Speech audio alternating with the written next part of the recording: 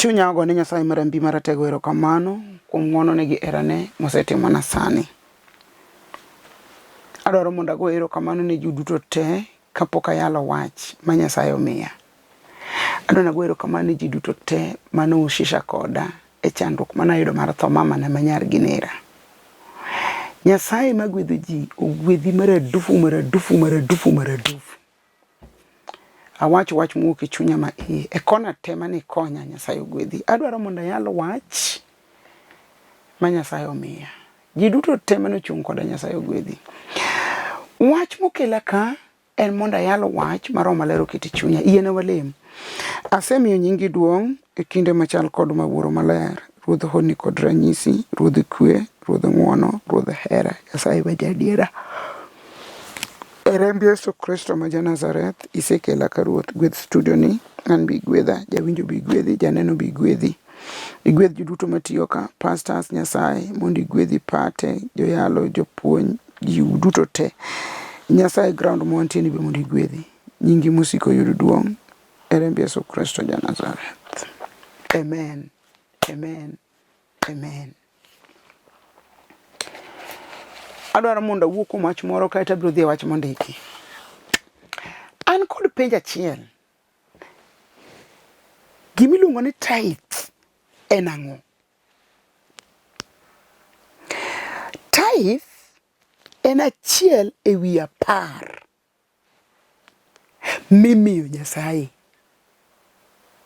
Nyasaye owacho ni miya uru achiel kuom 10 mag giu duto, keluru kar kendo mondo od obed gi chiemo. Tiende ni kare tithe ni ema miyo od Nyasaye ji chiemo. Yani omiyo od Nyasaye chiemo bete, omiyo welo mobiro chiemo, omiyo joma onge go konyo kanyo. Tithe en chiwo mimiyo Nyasaye. Dhok mar tithe notiyo gi dho Jo-Hibrania iluongo na 10. Tiende ni en achiel kuom 10. Nyasaye ok imite. Koro malero gimiluongo ni tithe ma Jo-Kristo mang'eny tiyo kode kuom yie, bedo gi yie. Yani kosegolo to winje chunye ni kaka mi Nyasaye ni, Nyasaye dhi timona gimoro. Koro Jo-Nyasaye mang'eny, Jo-Kristo mang'eny tiyo kode yo mar bedo kod yie. An nagolo achiel kuom 10, Nyasaye dhi yawona. Tadier yiegino mi yawne gi adier. Ng'ato koni kanagolo achiel kuom 10 ayudo tich. Kanagolo achiel kuom 10 kama. Wan kod chiwo mopogore.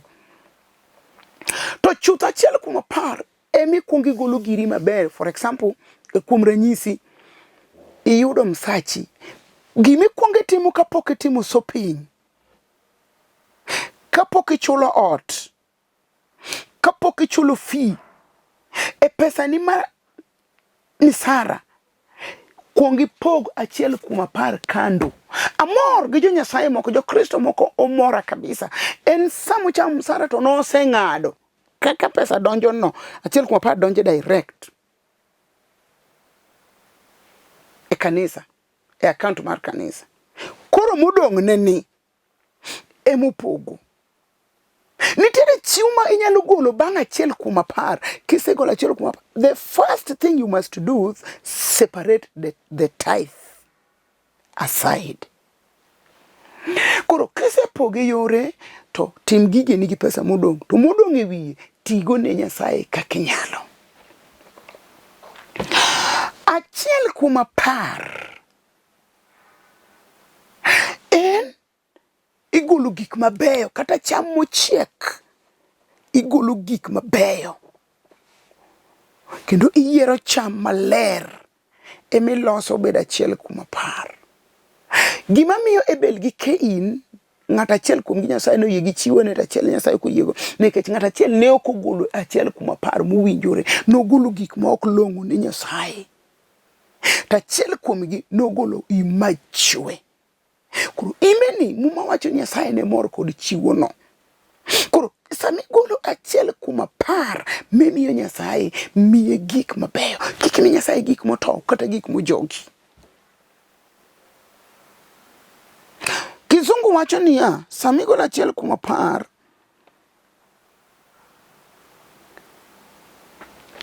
kitimo plende ni te to kuongi mi Nyasaye achiel kuma par. Apuonji mondo yore ni oyawre. Nikech muma wacho ni tema urane ka ok anayaw drise mag polo. Nitie achiel kuma par kisegolo kori yawa iteme tem Nyasaye. Nyasaye chok tem. Muma wacho ni kikitem Ruoth Nyasaye ka jiem nono. To kuma achiel kuma par to Nyasaye yie mondo wateme. Ndiko wacho ni tema urane. Gigola chiwo mar achiel kuma par ka ok anayaw drisni. Nitie drisni moko ma tamruok ni gola achiel kuma par molorogi. To kigolo to giyawre ni tema urane kum chiwo mar achiel kuma par ka ok anayaw drisni mami mwandu mang'eny makami kete onge. Ndiko wacho ni ka wasegola achiel kuma par to chambwa musabibu kudni ok notieki, ok nokethi. Gima miyo kwa chamo ok chiegi. E kinde moro atero pastor moro e puotha to puotha notho marach. To pe ni mabi puothi ni riambo ni mamara. Non kindi gi Nyasaye. Gimomiyo motimore ok imi Nyasaye adiera mar Nyasaye achiel kuma par. By that time naneno nagolo achiel kuma par kaka nadwaro kare ne ok agol kaka Nyasaye dwaro. Nagolo kaka an ema dwaro but ok kaka Nyasaye ema dwaro. Koro sami miyo Nyasaye achiel kuma par. Kuongi ket gik mokuongo tik tik. Gimi kuonge nono en achiel kuma par. Eka moko modongo biro bang'e. Achiel kuma par no. Ok igole afterthought. En gima nise paro miseng'eyo ni dweni omeda pesa bro yudo 30,000. 3,000 kende 27,000 magi mi Nyasaye. Dweni abiro yudo siling 200,000. Gole 30,000 kende. Mi Nyasaye. Miye. Wan gi jomoko ma ok gol first fruit. Chiwo mokuongo gire mokuongo ok ogol. Ogolo gimiluongo ni left over. Mana mudong. Gimoneno nodong. Kaka nene mi Nyasaye left over no. E kaka ibiro siko kin left over. Mi Nyasaye the first fruit. Mondi ne gik ma Jehova timo. Gima miya adwele puonja achiel kuma par. Nikech ji mang'eny kene achiel kuma par ema yaw drisni. Ma Nyasaye wacho ni tema urane.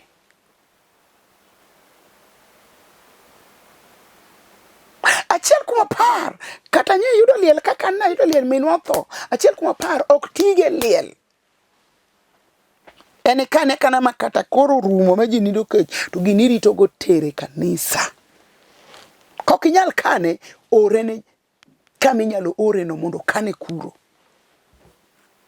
Achiel kuma par ok olgo petrol. Ni gacho kwamo Nyasaye bonge ni gacho kwamo. Achiel kuma par ok chulgo fee. Nyasaye ong'e ni an gi nyithindo 5 sekondari. Obonge mano be men atiya. Achiel kuma par ok minga mudhier. En mar Nyasaye. Tema urane.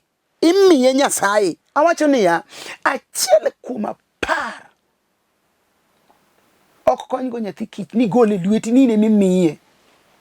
Utiere kaka muma wuoyo kuome. Achiel kuma par en ok chulgo bil mar osiptal. Nyasaye ong'eyo ni ne an gi jatuo osiptal okwamo. Achiel kuma par ebe ok ichok idhi nyombugo. Achiel kuma par mar Nyasaye. Eni wewe mar Nyasaye kanyo. En gir Nyasaye. Tere ni Nyasaye. Ndiko jini kele ure oda mondo chiemo bedie. Ji duto se kuom okuongi tumelaniwa. Nikech wase mayo Nyasaye gige. Okwamnyiwe Nyasaye achiel kuma par kaka chik dwaro. Achiel kuma par kata ka in gi lewni 10 gola achiel kende tere kanisa. Tere achiel kuma par. Ok ni tere ni dipoge ji. Tere achiel kuma par. Ndalo moro padri moro kuona no chulo fige achiel kuma par. Ochulo ne jalembe moro e Bible school. Nikech Nyasaye bong'e ni mana achiel kuma par mowinjo tere kanisa. Ok tim kamano. Achiel kuom apar en achiel kuom apar. Ki ama ni dwa puonjo ng'ati kata jang'andi ni dwa teri college, don't use tithe as a school fee, please. We tithe obed tithe. Nyasaye no dhi yaw yo machielo. Chunya chandore mondo awuok kuom giluongo ni chiwo mar achiel kuom apar. Weri gi mag misengini kaka chik dwaro. Mag misengini to mama nyotho kisolona mano mag misengini. Mano to achiel kuom apar. Kiki wach ni nyamiyo Nereah 70,000, 100,000, 1010, 5000, siling 1,000, na 100 ni mano koro pesa madina atera achiel kuom apar na asechiwo lel. Chiwo mar Nyasaye ok chul kama ng'ato thoe. Are we together? Nyasaye mondo gwedhi. Chak timo wach mandiki. Chak golo achiel. When me Nyasaye left over, me Nyasaye the first fruit.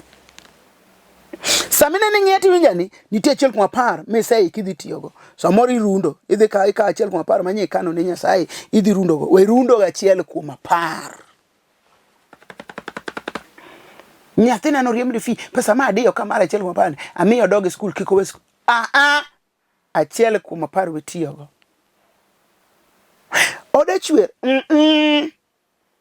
O chwar ni niyo tang'iyogo. Kiki tiga achiel kuom apar. Mi Nyasaye fungo lake la 10 tafadhali.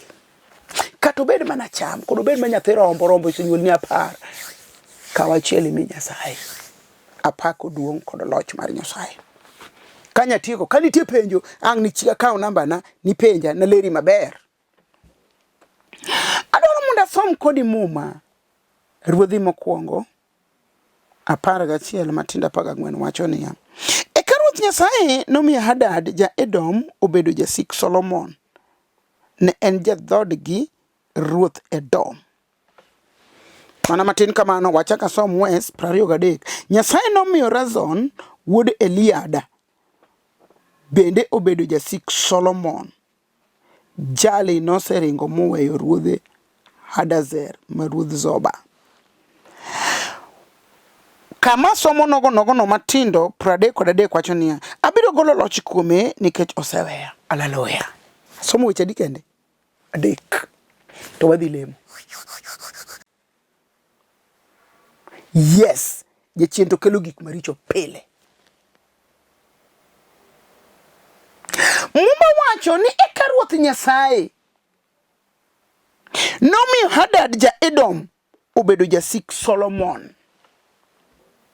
Kara nitiere gik moko matimore ma Nyasaye timo mondo pachi chiew. Mondo pachi elre. Nitie gik ma Nyasaye timo mondo ing'e ni in kanye. Nitie gik ma Nyasaye timo mondo ing'e ni in ng'a. Nitiere gik ma Nyasaye timo mondo ing'e ni Nyasaye chal nade kata en ng'a to timang'o. Anwoyo. Eka Ruoth Nyasaye nomiyo Hadad ja-Edom obedo jasik Solomon. Nyasaye maduong' to lich moloyo. Nyalo kele gimoro mondo yaw go pachi. Eka Ruoth Nyasaye nomiyo Hadad ja-Edom obedo jasik Solomon. Akiani bibi jo wachi ni som koda Ruodhi mokwongo 11 matindo 14. Eka Ruoth Nyasaye nomiyo Hadad ja-Edom obedo jasik Solomon. Nitiere jasigu moro ma Nyasaye nyalo keli nyimi. Mano wach ma asome muma ibende konya somo manyu mumbi Ruodhi mokwongo 11 matinda 14 mondo iwinj muma. Bende kidwaro mondo ilolweny som ga muma. Wes 23 be wacho niya, Nyasaye nomiyo Razon wuod Eliad bende obedo jasik Solomon. Nyasaye nyalo kele ng'ati nyimi katem. Unyalo kele ng'ati nyimi ke jasigu. Ng'ani to kunyi mondo bed jasiki, otemo kabisa, to kunyal bed jasiki. Ochune ni nyako bed jasiki, nikech Nyasaye dwaro mondo bed jasiki.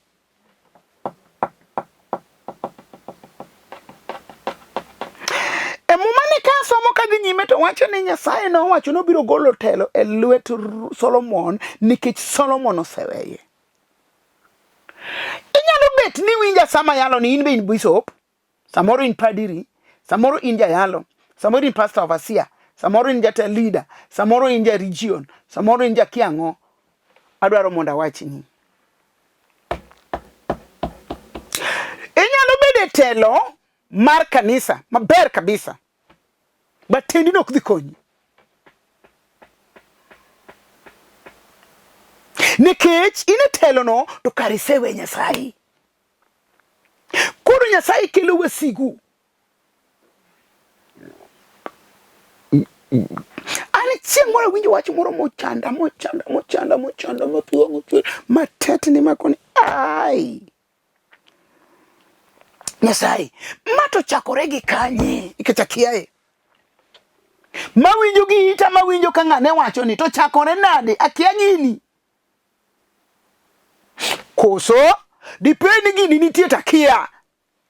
To bet nade kan takiae.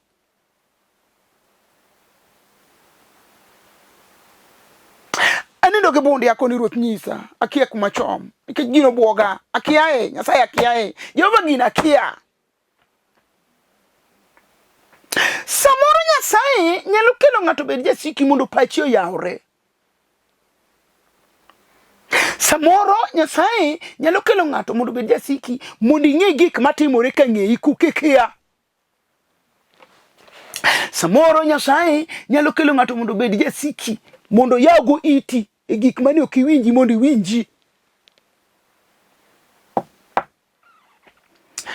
Ruoth Nyasaye nomiyo Hadad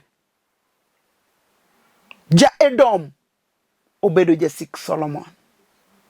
Kawuoyo kama ibe ing'eyo joma osebedo wasiki to gimotimore kia. Samoro ne un osiepe kabisa. To ukethuru e kor yamo ka kethuru kuki gimo kethu. Ruoth Nyasaye nomiyo Hadad ja-Edom obedo jasik Solomon. Nitiere moko ma Nyasaye makelo mondo winjigo ni chal nade to in kanye.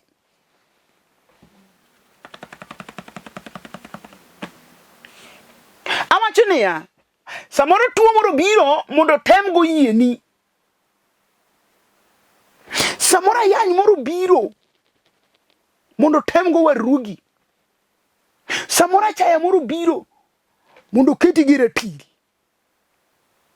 Samoro lweny moro biro mondo non ni to chunyi rom nade kindi gi Nyasaye. Satan manya moko ok satan idwa no ng'eyi. Okinyalo ndike muma mar jong'ad bura ni Nyasaye no wuoyo kod Gideon. To kone ni joma in go gi ng'eny kabisa ok gimi Lolwe. Kuno nitie moko mikele nyimi mondo Lolwe. Nitie moko mikele nyimi mondo Lolwe. Ikia ayaw pachi ni nitie lwenje moko mabiro nyimi mondo Lolwe. Negin ji 32,000. To Nyasaye kona pana. Okanyal loko di lwenj gi ji 32,000. Kone joma iluoro dog pacho.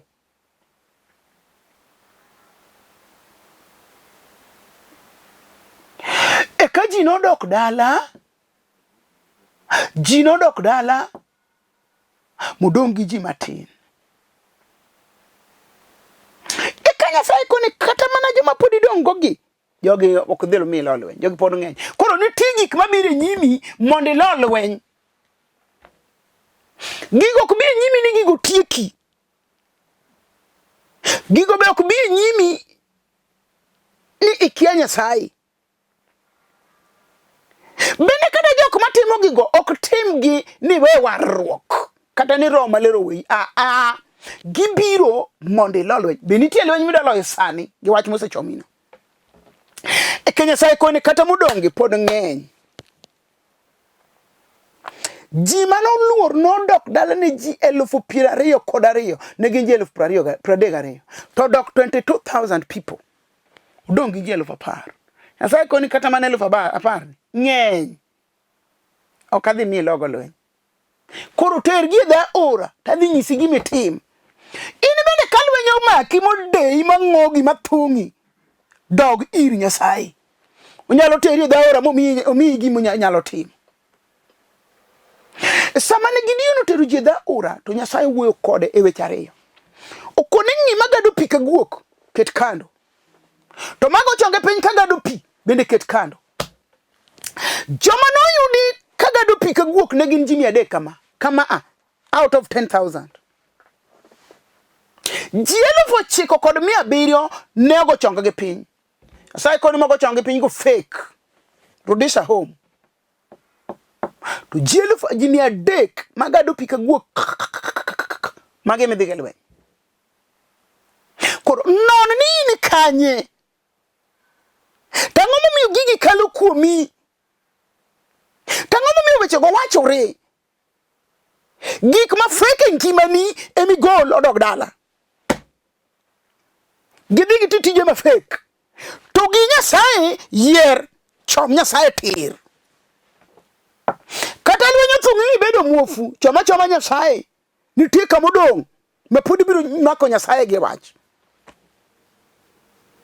Koda reme marami doga iri Nyasaye. Ji 32,000 nodong' ji 10,000. Jomodong' nodhi 22,000. 10,000 yud ka ji 9,700 fake. Non warruok miting'o. We siaure. Weneno ng'ane no rem. Ng'ane gini gi magi to dhi tho. Inyalo kuongo ne. Non Nyasaye ma ingo. Bin ene kindi ji 10,000. Non Nyasaye ma ingo. Bin ene kindi ji 32,000. Non Nyasaye ma ingo. To koso dong kuom ji 300. Weche modong' we chandi. Yud ni in gi Nyasaye mane. Ani yanda ywa kapenyo baga. Makoni Ruoth koro wadong' kodi ji 2 kama. Only 2 people. One kodi ji 2. Awuoyo gi Nyasaye ka piwango kala. Tere muka ka ora. Mupo. Akoni Ruoth kikiweya. Kiweya. Malware luka. Tatho. Chik nago gi Nyasaye kata pek kata lich. Kata uka matera kata dong kenda kaka dong ni. Ruoth chom nagogi. Tagora gogi. To kagora gogi Nyasaye. To ok gi yuda.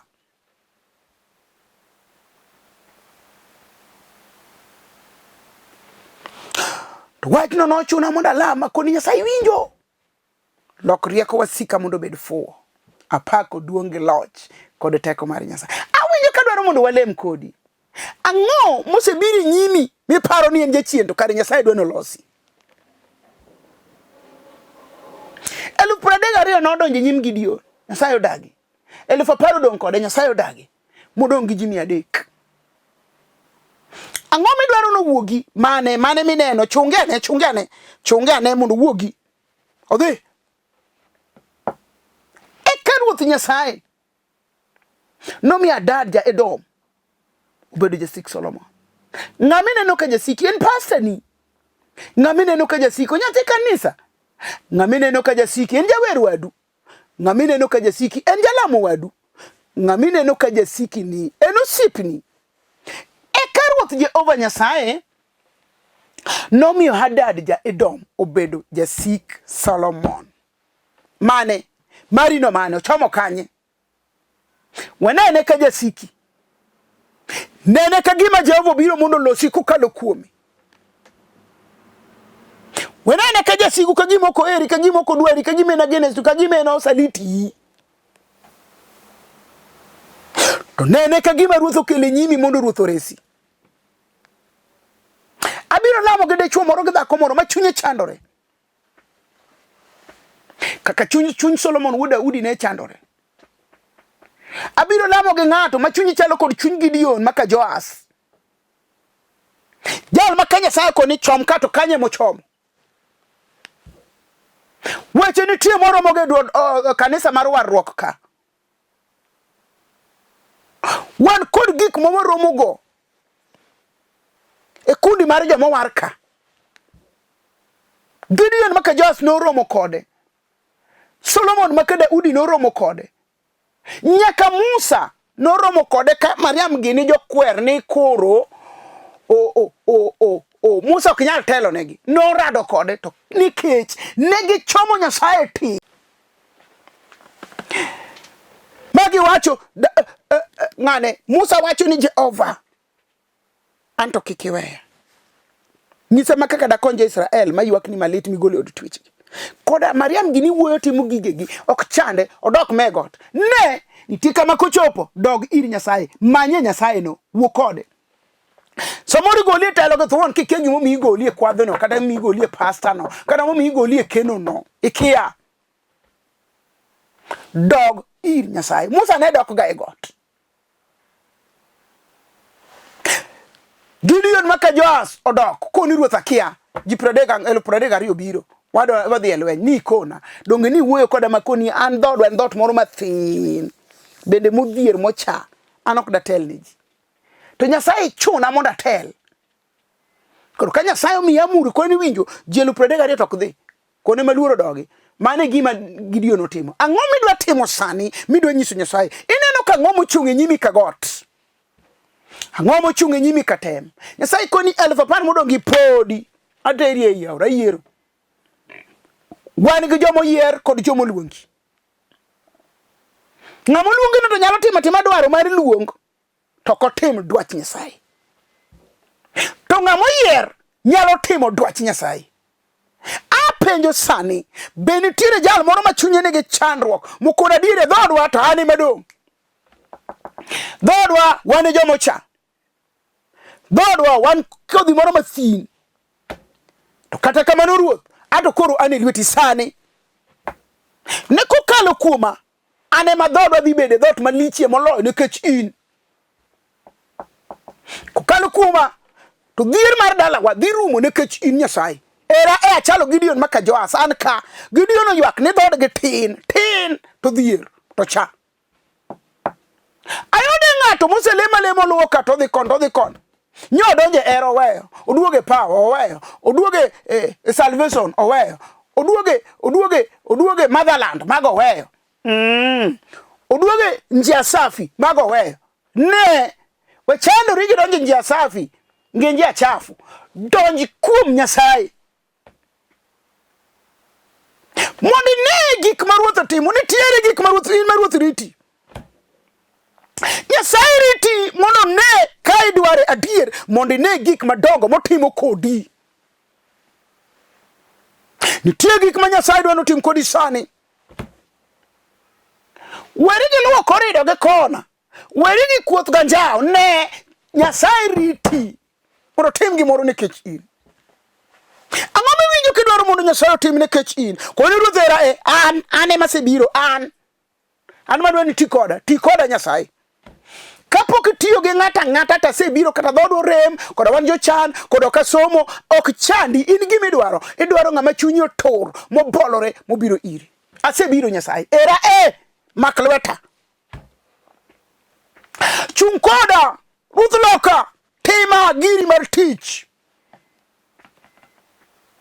An mai wach makawuono no miya kopong'o chunya ere ng'ama dwa ni ruoth otime gimoro ne kata ino osechwer gi lala koni ruoth osebiro ok chak chwer kichani mirita mondo tim koda ni rito Gideon maka Joas migole nyake bugo opando ngano ne wasigi ma jo-Filistia aba biro kaka Gideon yiena mondo walem kodi wamiyo nyingi duong'o sana rabi ratego ruodho moma jalo se kwamo kaka Gideon no kwamo muwuoyo kodi motamore ni locho jale dwani lochne itimne ono nyingi musiko rabi mondo koro yud duong' alami yoriyie erembi Yesu ja Nazareth. An mawuoyo kodi an Bishop Nereah Mbewa mawuoyo kanisa mar Hope for Good in Christ an jal ma Yesu Kristo nowaro. Wan gi kanisa Kisumu, Mombasa wan gi kanisa Nyariyo Magongo kod Mtongwe. Nairobi wan gi kanisa Nyariyo Madhare kachiel kod Njogo Road. Amiyo nyingi Nyasache duong'. Namba na ringo piny kanyo ang'i kaw. Nyasaye mondo gwedhi kawarado kendo kuom nying man gi teko nying Yesu Kristo to ma ja Nazareth. Hallelujah.